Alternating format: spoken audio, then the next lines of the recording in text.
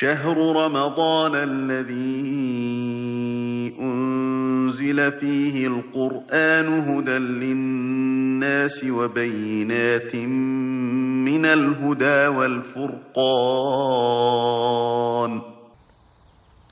بسم الله الرحمن الرحيم. الحمد لله رب العالمين والصلاة والسلام على أشرف الأنبياء والمرسلين نبينا محمد وعلى آله وصحابته أجمعين. Amma ba'd, fassalamu alaikum wa rahmatullahi wa barakatuh. Bienvenue à toutes et à tous sur Jannah TV, la chaîne pour les musulmans, par les musulmans. Et bienvenue à vous pour cette série de vidéos spéciales Ramadan. La vidéo d'aujourd'hui a pour thème Ramadan, le mois du Coran. Ramadan, le mois du Coran. Sachez, chers musulmans, qu'Allah subhanahu wa ta'ala a fait descendre le Coran comme les autres livres divins pendant ce mois béni, pendant le mois de Ramadan. D'après le célèbre compagnon Wathila ibn al-Asqa', le prophète sallallahu alayhi wa sallam a dit: les feuillets de Ibrahim, Suhuf Ibrahim, ont été descendus la première nuit du mois de Ramadan. La Torah a été descendue après 6 nuits passées du mois de Ramadan. L'évangile a été descendu après 13 nuits écoulées du mois de Ramadan. Al-Zabour, le livre de Daoud, a été descendu après 18 nuits écoulées du mois de Ramadan, et Al-Qur'an al-Karim a été descendu sur le prophète Mohammed sallallahu alayhi wa sallam après 24 nuits écoulées du mois du Ramadan. Le hadith est rapporté par l'imam Ahmed. Chers croyants, chères croyantes, parmi les vertus du livre Al-Qur'an, le fait qu'il ait été révélé pendant ce mois. Allah Azza wa Jalla nous dit dans le Coran al-Karim: Shahru Ramadan alladhi unzila fihi al-Qur'an hudan lin-nasi wa bayyinatin min al-huda wal-furqan. C'est-à-dire le mois de Ramadan au cours duquel le Coran a été descendu comme guide pour les gens et preuve claire de la bonne direction et du discernement. Dans le Coran al-Karim réside la guidée pour les bienfaits de ce bas monde et de l'au-delà.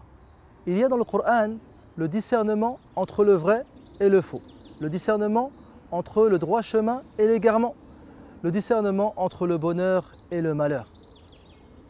Le Coran a été révélé entièrement, ou bien plutôt, le Coran est descendu entièrement pendant la nuit de Al-Qadr, de Al-Lawh al-Mahfouz jusqu'à Bayt al-Izza, au ciel le plus proche.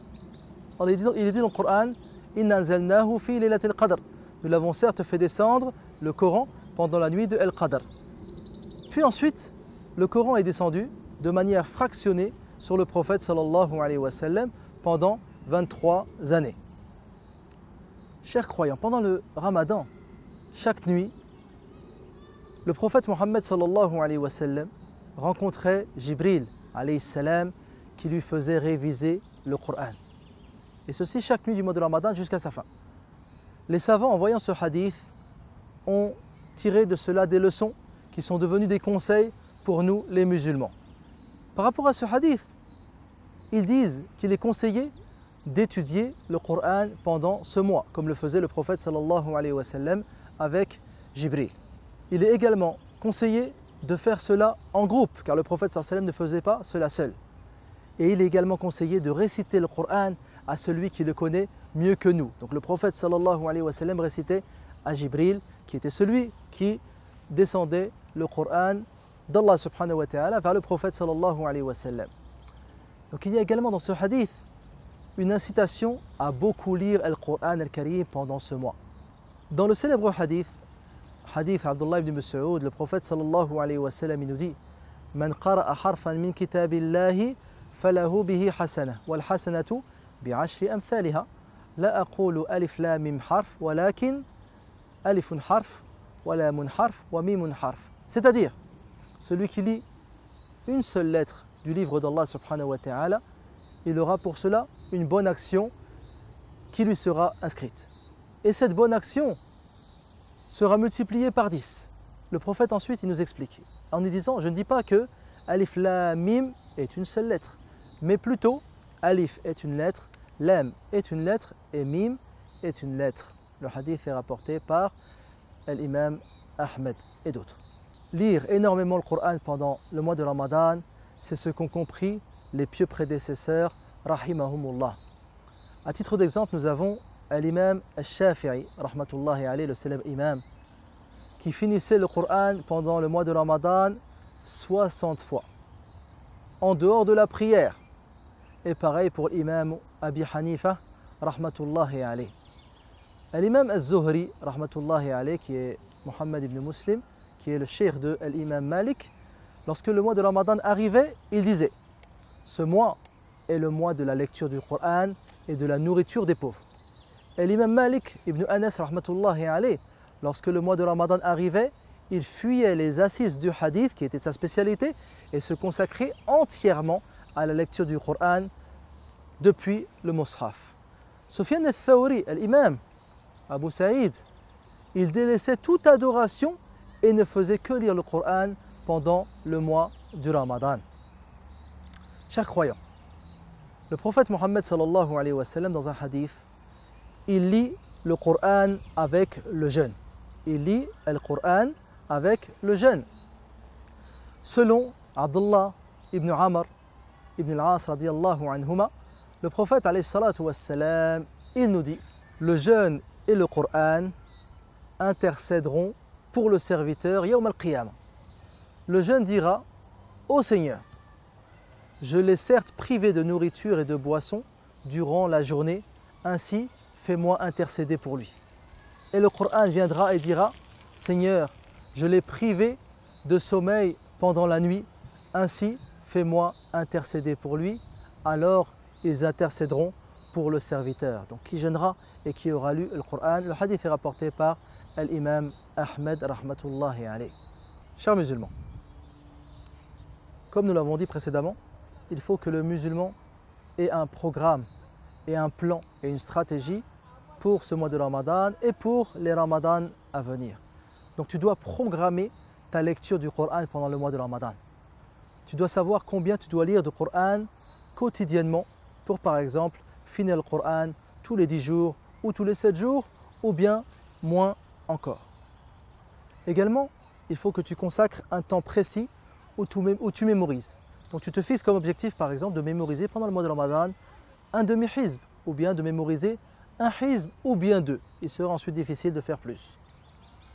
Et également, il faut que tu consacres un temps où tu essayes de méditer sur le Coran et de réfléchir sur le sens des versets du Coran. Ne serait-ce qu'un verset par jour. Tu prends un verset et tu essayes de méditer et de réfléchir sur son sens. Allah Azza wa Jalla nous dit dans le Coran Karim: هذا كتاب أنزلناه مبارك ليدبروا آياته وليتذكر أولو الألباب.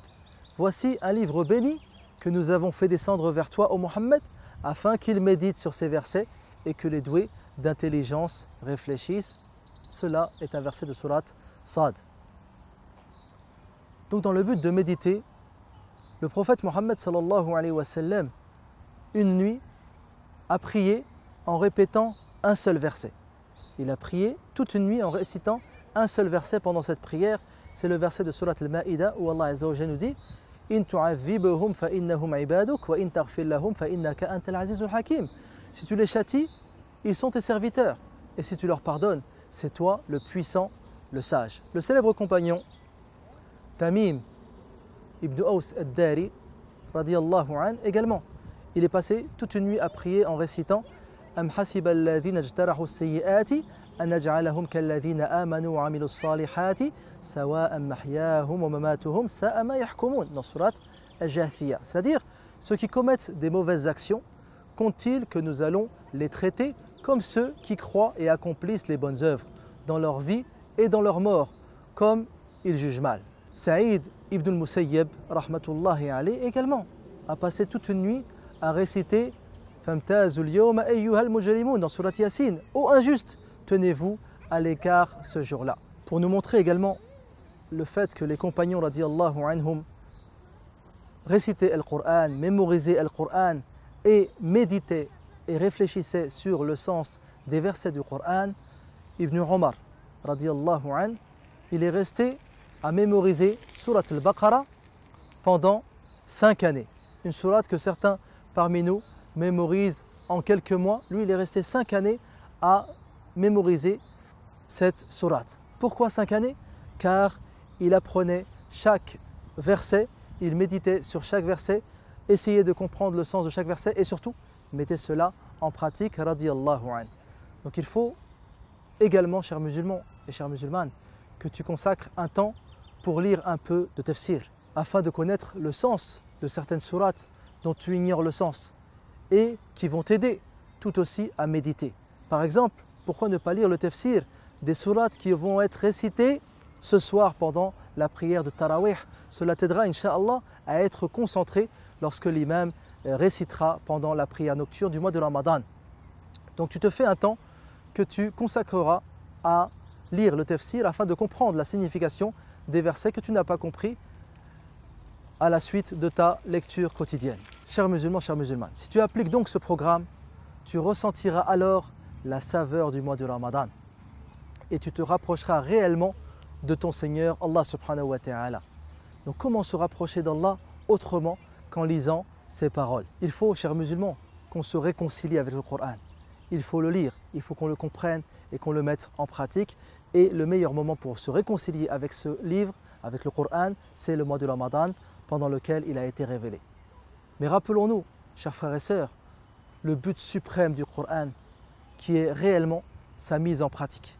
Il faut que le Coran apparaisse dans tes actes, apparaisse dans ton comportement, apparaisse dans tes paroles. Ibn Mas'ud radiyallahu anhu nous dit une parole qui est censée nous faire réfléchir et cogiter et méditer.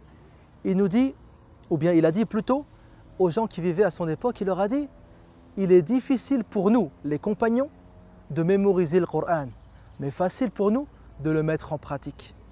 Alors qu'il est facile pour vous de mémoriser le Coran et beaucoup plus difficile pour vous de le mettre en pratique. Ce athar est rapporté par Al-Qurtubi dans son tafsir. Sur ce, je vous donne rendez-vous pour une prochaine vidéo spéciale Ramadan sur Jannah TV. Wallahu a'lam wa sallallahu ala nabiyyina Muhammad wa ala alihi wa sahabatihi ajma'in. Wassalamu alaikum wa rahmatullahi wa barakatuh. يا أيها الذين آمنوا كتب عليكم الصيام كما كتب على الذين من قبلكم لعلكم تتقون